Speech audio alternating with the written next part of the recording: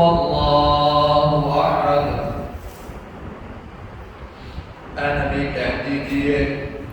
اللہ ایک ہے، اللہ الصمد، اللہ بے نیاز ہے۔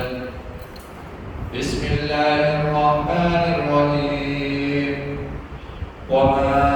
آتاکم الرسول فخذوه وما أطاع الله ورسوله فقد أطاع الله، صدق الله العظيم وصدق رسوله النبي الكريم، ونحن على ذلك لمن الشاهدين والشاكرين، والحمد لله رب العالمين۔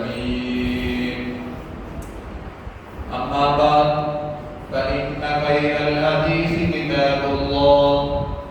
وخير الهدي هدي محمد صلى الله عليه وسلم،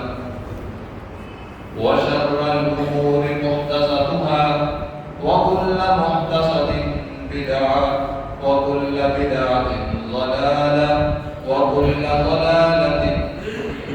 في النار۔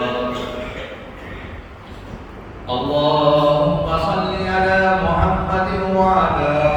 آل محمد كما صليت على إبراهيم وعلى آل إبراهيم إنك حميد مجيد۔ اللهم بارك على محمد وعلى آل محمد كما باركت على إبراهيم وعلى آل إبراهيم إنك حميد مجيد۔ اللهم بارك على محمد وعلى آل محمد كما باركت على إبراهيم وعلى آل إبراهيم إنك حميد مجيد۔ رب اجعلني مقيم الصلاة ومن ذريتي ربنا وتقبل دعاء،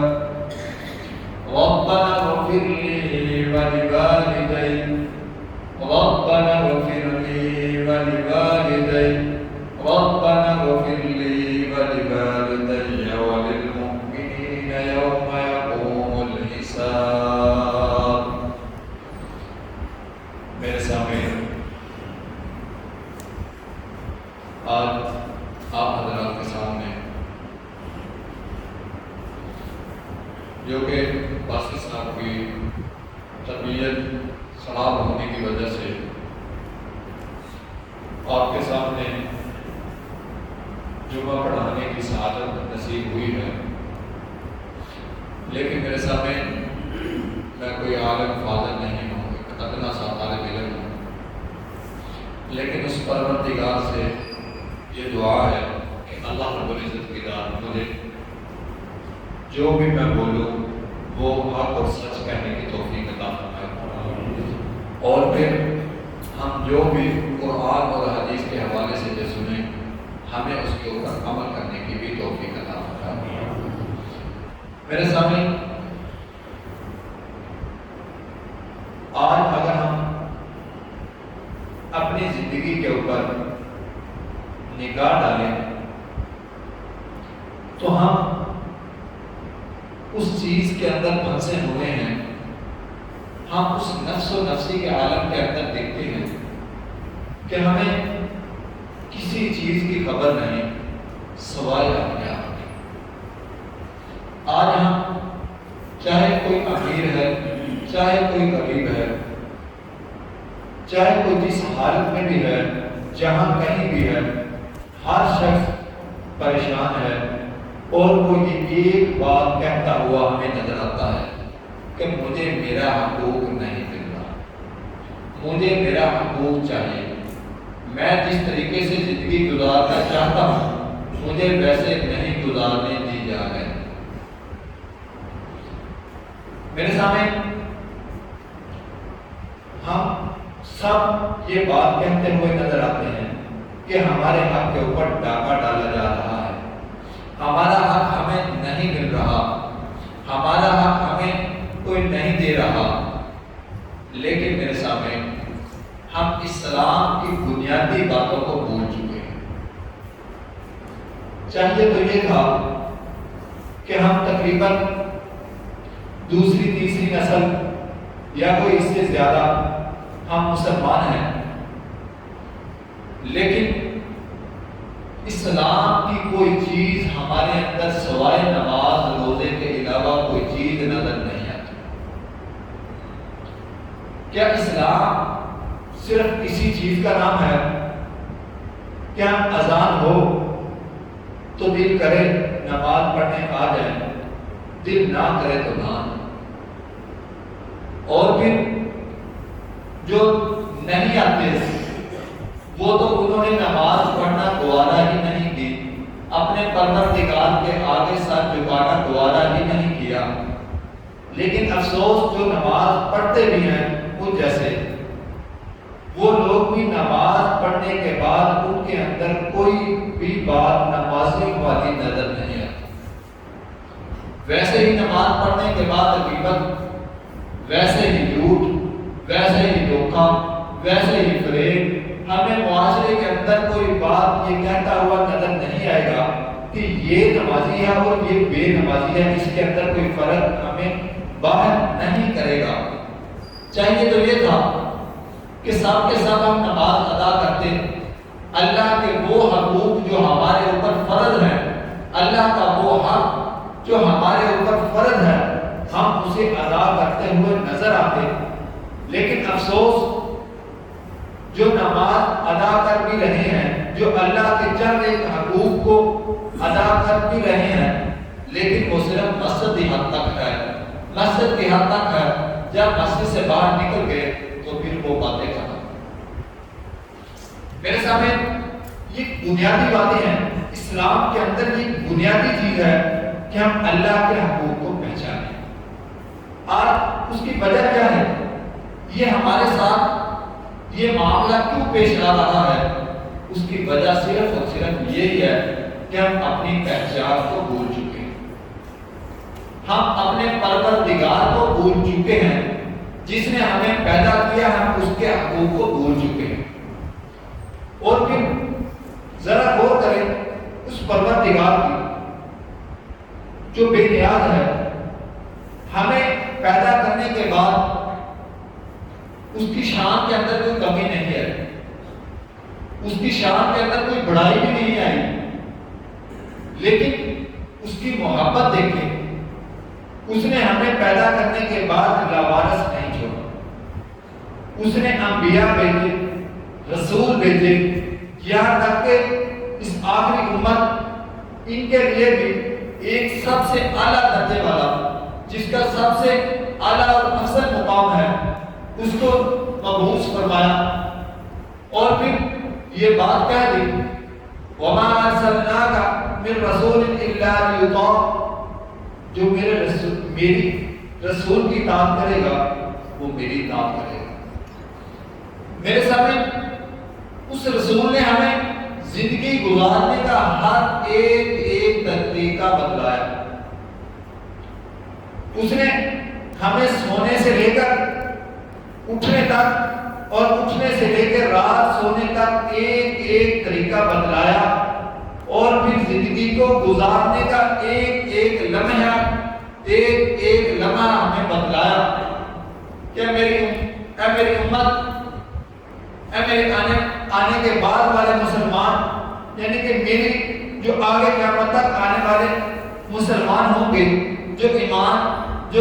اور کلمہ پڑھنے والے ہوں گے، وہ میری زندگی کے اوپر اگر عمل کریں گے، میرے بتائے ہوئے راستوں کے اوپر چلیں گے، تو ان کو پریشانی نہیں ہوگی۔ لیکن میرے سامنے افسوس، آج ہم اپنے پروردگار کے حقوق کو بھول چکے ہیں، آج ہم اپنے پروردگار ہی کو بھول چکے ہیں کہ اس کا رتبہ اور مقام کیا ہے۔ تو میرے سامنے میں نے آپ کے سامنے دو آیات تلاوت کی، ایک آیت کے اندر اللہ کے حقوق ہیں اللہ کی شان، اللہ کی بڑائی، اللہ کی کبریائی ہے، اور دوسرے کے اندر اللہ اور اس کے رسول کی اطاعت کرنے کا حکم ہے۔ اگر میرے سامنے میری ساری کی ساری بات کا خلاصہ یہ ہے کہ ہم اللہ کے حقوق کے اوپر، اللہ کے حکموں کے اوپر عمل کرنے والے بن جائیں اور رسول اللہ صلی اللہ علیہ وسلم کی زندگی کے اوپر عمل کرنے والے بن جائیں، رسول اللہ صلی اللہ علیہ وسلم کی بتائی ہوئی باتوں کے اوپر عمل کرنا شروع کر دیں، تو یقیناً آج جو ہمارے اندر نفس و نفسی کا عالم ہے، آج ہم میں ہر کوئی شخص اگر پریشان ہے تو یقیناً اس کی پریشانی دور ہو جائے گی۔ لیکن میرے سامنے ہم نے اپنے اللہ کو بھلا دیا، ہم نے اپنی اللہ کی ذات کو پہچانا ہی نہیں، آج تک ہم نے اپنے پروردگار کے بارے میں سوچا ہی نہیں کہ قرآن کیا کہتا ہے۔ میرے سامنے قرآن ہمیں یہ بات کہتا ہوا نظر آتا ہے، قُلْ هُوَ اللَّهُ أَحَدٌ، اے نبی کہہ دیجئے اللہ ایک ہے۔ میرے سامنے اگر ہم کسی بات کے اوپر غور کرنا شروع کر دیں تو ہمیں کسی اور کے در کے اوپر جانے کی ضرورت نہیں آئے گی۔ جب ہمیں کوئی پریشانی آئے گی، جب ہمارے اوپر کوئی مصیبت آئے گی، تو جب ہم کوئی پریشان ہوں گے، کسی مصیبت کے اندر گرے ہوئے ہوں گے، تو ہمیں اس بات کا اگر علم ہوگا کہ اللہ ایک ہے، ہمارا پروردگار وہی ہے، ہمارا خالق وہی ہے، ہمارا مالک وہی ہے، ہمارا رازق وہی ہے، تو یقیناً ہم اس کی طرف آئیں گے۔ لیکن افسوس ہم اس ذات کی طرف نہیں آتے۔ اگر ہمیں کوئی پریشانی آتی ہے، اگر ہمیں کوئی بیماری آتی ہے تو ہم ڈاکٹر کی طرف رجوع کرتے ہیں، ہم دوائی کی طرف رجوع کرتے ہیں۔ اگر ہمیں کوئی مصیبت آتی ہے تو اس کے حل کی طرف آتے ہیں، لیکن اس بات کو بھول جاتے ہیں کہ یہ مصیبت آئی کہاں سے ہے۔ اگر ہم مصیبت آئی جہاں سے ہے اس کی طرف چلے جائیں، اس کے در پہ آ جائیں، اس کے آگے جھک جائیں، اس کے آگے اپنی فریاد لے کر پہنچ جائیں، تو یقیناً میرے سامنے وہ کسی اور کے در کے اوپر جانے ہمیں نہیں دے گا۔ تو میرے سامنے قرآن مجید کے اندر اگر ہم غور کریں، اللہ کی پہچان کریں، تو اللہ رب العزت کی ذات ایک چھوٹی سی سورت کے اندر اللہ رب العزت فرماتا ہے اللہ الصمد، اللہ بے نیاز ہے۔ اگر ہم اللہ کی طرف رجوع کریں گے تو اس کے اندر ہمارا ہی فائدہ ہے۔ اگر ہم اپنے پروردگار کی طرف آئیں گے، اگر ہم اس کی طرف آئیں گے، اس کے در پہ آئیں گے، اس کے آگے اپنے فریاد لے کر آئیں گے، تو ہم اس کے اندر ہمارا ہی فائدہ ہے، اس کے اندر اللہ رب العزت کی ذات کا کوئی فائدہ نہیں، کیونکہ اللہ رب العزت نے فرما دیا اللہ الصمد، اللہ بے نیاز ہے۔ تو میرے سامنے اگر قرآن کا اور ہم بغور مطالعہ کریں، قرآن کو اور بغور پڑھیں، تو اللہ کا ایک سب سے بڑا ہمارے اوپر جو حق ہے، اللہ کو وحدہ لا شریک ماننے والا ہے۔ اللہ رب العزت نے فرما دیا ان اللہ لا یغفر ان یشرک به ویغفر ما دون ذلک لمن یشاء۔ کیا میرے بندو، میں سارے کے سارے گناہ معاف کر سکتا ہوں، تم جتنا سے بڑا ظلم کر کے آ جاؤ، میں سارے کے سارے تمہارے ظلم، تمہارے گناہ سارے کے سارے معاف کر سکتا ہوں، لیکن جو شرک والا ظلم ہے، جو شرک والا گناہ ہے، میں یہ معاف نہیں کروں گا۔ تو میرے سامنے اللہ کے حکموں کو ماننے کے بعد ہمارے اوپر جو سب سے بڑا حکم ہمارے اوپر جو لاگو ہوتا ہے وہ یہی ہے کہ ہم اللہ کو ایک مانیں، ہم اللہ کی ذات کے ساتھ کسی کو شریک نہ کریں، چاہے وہ شرک قبر والا ہو، چاہے وہ شرک کسی بزرگ والا ہو، اور یہاں تک کہ چاہے وہ شرک پیسے والا ہو، چاہے وہ شرک اپنے نفس والا ہو۔ آج میرے سامنے ہم بڑے شرک سے تو بچ جاتے ہیں، لیکن افسوس اپنے نفس والے شرک سے ہم نہیں بچ گئے۔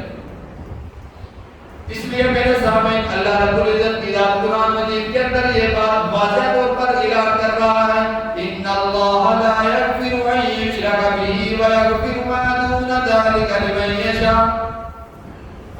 میرے ساتھ کسی کو شریک کرو گے تو یہ بہت بڑا ظلم کرو گے، بہت بڑا گناہ کرو گے، اس کی معافی تمہیں نہیں ملے گی۔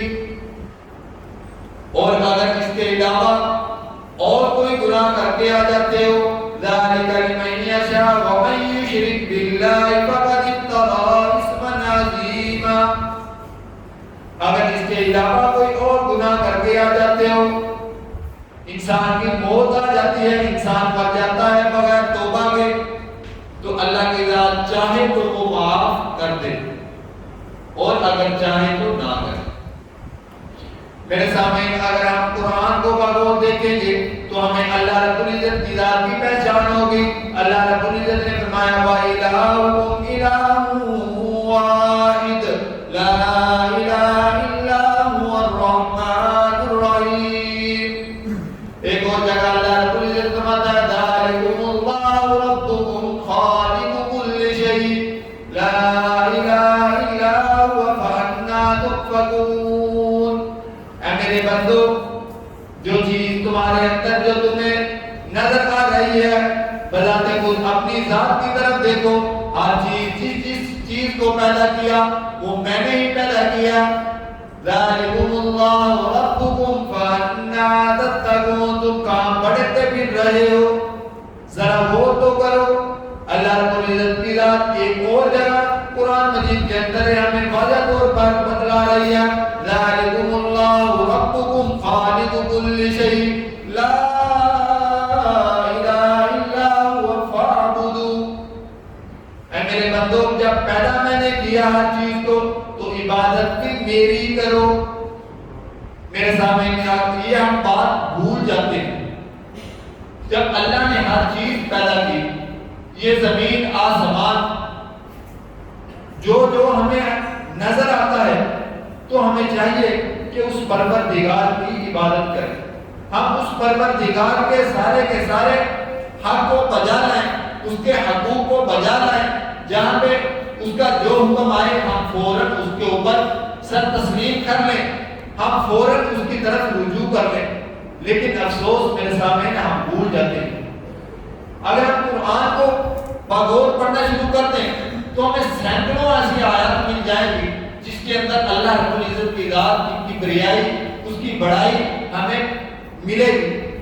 لیکن افسوس آج ہم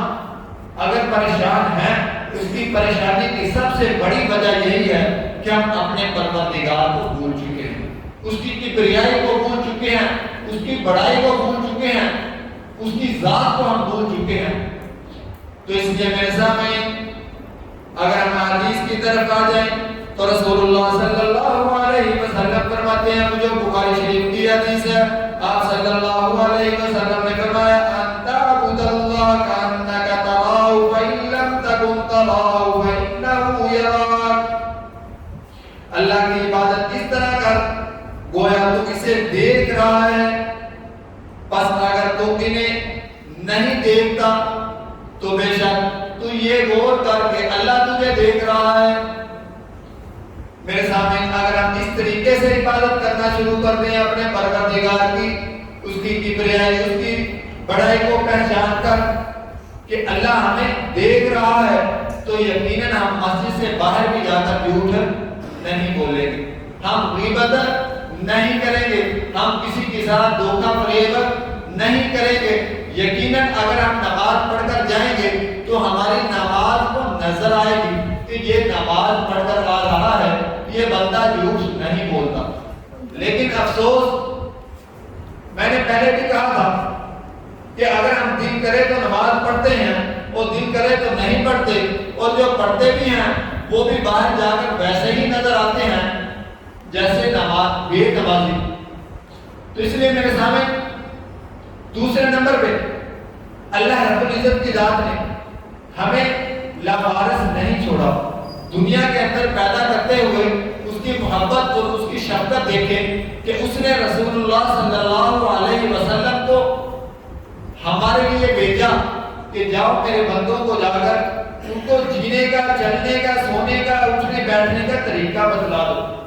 کہ کہیں وہ اپنی زندگی کے اندر پریشان نہ ہو جائیں، کہیں ان کی اولاد ہو تو وہ پریشان نہ ہو جائیں، کہیں ان ان کی ضروریات زندگی کو دیکھ کر وہ اپنے آپ کو پریشان نہ کر بیٹھے. تو میرے سامنے لیکن افسوس ہم رسول اللہ صلی اللہ علیہ وسلم کا نام تو لیتے ہیں اور یہ نعرہ لگاتے ہوئے بھی نظر آئیں گے کہ ہمیں رسول اللہ صلی اللہ علیہ وسلم پہ جان بھی فدا ہے، لیکن افسوس جان کی بات کریں گے، عمل کی بات کریں گے تو وہ نظر نہیں آئے گی. نام لیتے ہوئے بھی جھوٹ بول جائیں گے. تو میرے سامنے نام لینے سے کچھ نہیں بنے گا، بنے گا تو عمل سے بنے گا. اگر ہم رسول اللہ صلی اللہ علیہ وسلم کی زندگی کے اوپر عمل کریں گے تو تب بات بنے گی. لیکن افسوس خالی کلمہ پڑھنے سے، خالی اسلام لانے سے، خالی ایمان قبول کرنے کے، لیکن اگر ہم اللہ اور اس کے رسول کے حکم کے اوپر عمل نہیں کریں گے تو اس سے بات نہیں بنے گی، بلکہ اس سے پکڑ زیادہ ہوگی. کیونکہ ایک تو ہم ایمان لائیں اور دوسرا اس کے اوپر منافقت شروع کر دیں. منافقت اسی کا نام ہے کہ زبان اور دل کے اندر اور چیزیں ہوں. اس لیے میرے سامنے آج ہم رسول اللہ صلی اللہ علیہ وسلم کے طریقوں کو بھی بھول چکے ہیں، حالانکہ ہمیں چاہیے تھا کہ رسول اللہ صلی اللہ علیہ وسلم کی ذات کو بھی حقیقی معنوں میں پہچانتے. کون رسول؟ جو حدیث شریف کے اندر آتا ہے، اللہ کے رسول صلی اللہ علیہ وسلم نے فرمایا انا سید ولد آدم، میں اولاد آدم کا سردار ہوں. اور دوسرے نمبر پہ اللہ کے رسول صلی اللہ علیہ وسلم نے فرمایا یوم القیامہ،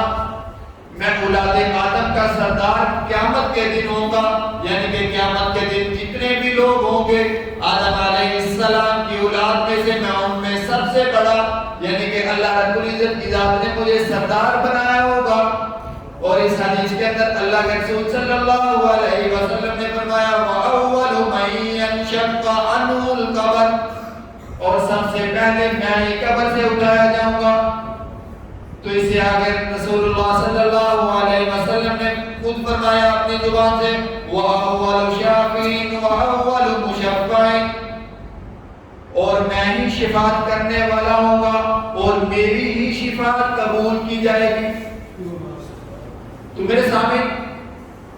اس حدیث پر اگر ہم غور کریں کہ اللہ کے رسول صلی اللہ علیہ وسلم روزہ محشر کے دن جہاں پہ نفس و نفسی کا عالم ہوگا، ماں اپنے بیٹے کو پہچاننا بھول جائے گی، باپ اپنی اولاد کو پہچاننا بھول جائے گا. لیکن افسوس اس دن بھی رسول اللہ صلی اللہ علیہ وسلم اپنی امت کو بھولنا، اپنی امت کو نہیں بھولیں گے اور صرف شفاعت بھی کریں گے تو اپنی امت کے بارے میں کریں گے. لیکن آج افسوس سے یہ بات کہنا پڑتی ہے، آج ہم نام تو ان کا بہت زیادہ لیتے ہیں، لیکن عملی طور پہ ہمیں چاہیے تو یہ تھا کہ صحابہ اکرام رضی اللہ عنہم اجمعین ایمان لائے، اور بھی بہت سے کفار نے صرف صحابہ اکرام رضی اللہ عنہم اجمعین کو دیکھ کر ایمان لائے کہ یہ کتنے اچھے بندے ہیں، ان کو کتنا اچھا رہنا سہنا اٹھنا بیٹھنا رسول اللہ صلی اللہ علیہ وسلم نے سکھایا، ان کے نبی نے ان کو سکھایا. لیکن افسوس آج بھی اگر ہم رسول اللہ صلی اللہ علیہ وسلم کے طریقے کے اوپر چلتے ہوئے ہم بھی اپنی زندگی گزارتے تو کیا آج بھی لوگ ایمان قبول نہ کرتے؟ لیکن افسوس آج ہمارے رویوں کو دیکھ کر بھی کفار بھی وہ ہمارے اوپر ہنستے ہیں، طنز کرتے ہیں کہ یہ اس نبی کا نام لیتے ہیں. اس لیے میرے سامنے ایک اور مسلم شریف کے اندر یہ حدیث موجود ہے انا اکثر الانبیاء تبعا یوم القیامہ. رسول اللہ صلی اللہ علیہ وسلم نے فرمایا قیامت کے دن میرے سب سے زیادہ چاہنے والے ہوں گے، یعنی کہ میری امت سب سے زیادہ ہوگی. تو اور اس کے آگے اللہ رب العزت کے رسول صلی اللہ علیہ وسلم نے فرمایا وَأَنَا أَوَّلُ مَن يَقْرَأُ بَابُ الْجَنَّةِ، میں سب سے پہلے جنت کا دروازہ کھٹکاؤں گا اور جنت کا دروازہ پھر کھلے گا. اس لیے میرے سامنے اگر ہم یہاں پہ بھی دنیا کے اندر رہتے ہوئے موت سے پہلے کامیاب زندگی گزارنا چاہتے ہیں تو ہمیں اللہ اور اس کے رسول کے حکموں کے اوپر عمل کرنا پڑے گا۔ اگر ہم عمل نہیں کرتے، اگر ہم اللہ کی ذات کو نہیں پہچانتے، اس کی کبریائی کو، اس کی بڑائی کو نہیں پہچانتے، تو آج جیسے ہمارے ساتھ حال ہو رہا ہے کہ آج ہمیں ہر شخص پریشان ہے، تو ہم کسی طریقے سے ہی اس دنیا سے جائیں گے۔ اس پریشانی کا حل صرف اور صرف یہی ہے کہ اللہ کے حقوق کو، اللہ کے حکموں کے اوپر عمل کیا جائے، اللہ کے حقوق کو پہچانا جائے اور اللہ کے حقوق کو، اللہ کے حکموں کو یہاں پہ نافذ کیا جائے۔ اگر کوئی چاہتا ہے کہ دنیا کا کوئی بڑا سے بڑا لیڈر آ جائے، دنیا کے اندر زمین کے اوپر رہتے ہوئے اللہ اور اس کے رسول کے حکم کے علاوہ کوئی نظام ایسا لے آئے جس کے اندر لوگ خوشحال ہو جائیں، تو میرے سامنے یہ ہماری کم عقلی ہے۔ اگر دنیا کے اندر چاہے وہ خطہ پاکستان ہے، چاہے وہ عرب کی سرزمین ہے، چاہے وہ پوری کی پوری زمین ہے، اس کے اوپر عمل تب ہی آئے گا جب اللہ کا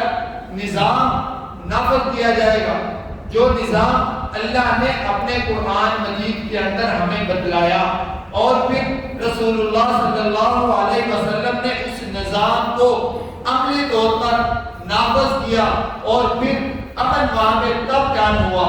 آج اگر کوئی یہ چاہتا ہے کہ خوش خیالی کے اندر رہتا ہے کہ فلاں لیڈر آ جائے گا تو امن آ جائے گا، مہنگائی کم ہو جائے گی اور مصیبتیں ٹل جائیں گی، تو میرے سامنے یہ ہماری خام خیالی ہے۔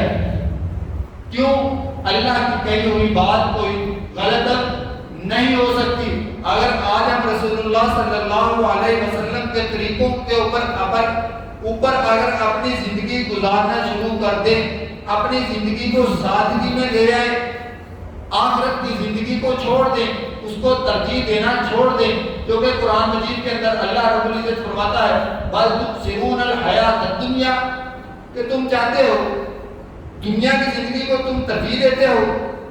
حالانکہ یہ بات غلط ہے۔ والآخرۃ خیر وابقیٰ، آخرت کی زندگی صرف باقی رہنے والی ہے، دنیا کی زندگی یہ دھوکہ ہے، ریٹ ہے، ہمارے بڑے یہاں سے چلے گئے، ہم نے بھی یہاں سے چلا جانا ہے، تو اس لیے میرے سامنے اس دھوکے کے اندر، اس فریب کے اندر نہ آئیں۔ اگر ہم اپنی زندگی کے اندر سکون چاہتے ہیں، اگر ہم اپنی زندگی کے اندر امن چاہتے ہیں، اگر ہم اپنی پریشانیوں کو دور کرنا چاہتے ہیں، تو ہمیں اپنا تعلق اپنے پروردگار سے جوڑنا پڑے گا، اور اس طریقے کے اوپر جوڑنا پڑے گا جو طریقہ رسول اللہ صلی اللہ علیہ وسلم نے بتلایا۔ تو جب ان دو کاموں کے اوپر ہم عمل کریں گے تو یقیناً ہماری زندگی کے اندر خوشحالی آئے گی۔ اگر ہم یہ کام نہیں کرتے تو میرے سامنے پھر ہم جو مرضی کر لیں، اللہ اور اس کے رسول کی کہی ہوئی بات جھوٹ غلط نہیں ہو سکتی۔ اللہ رب العزت کی ذات ہمیں قرآن کو صحیح طریقے سے سمجھنے اور رسول اللہ صلی اللہ علیہ وسلم کی زندگی کے اوپر عمل کرنے کی توفیق عطا فرمائے۔ واقعہ دعوانا الحمدللہ۔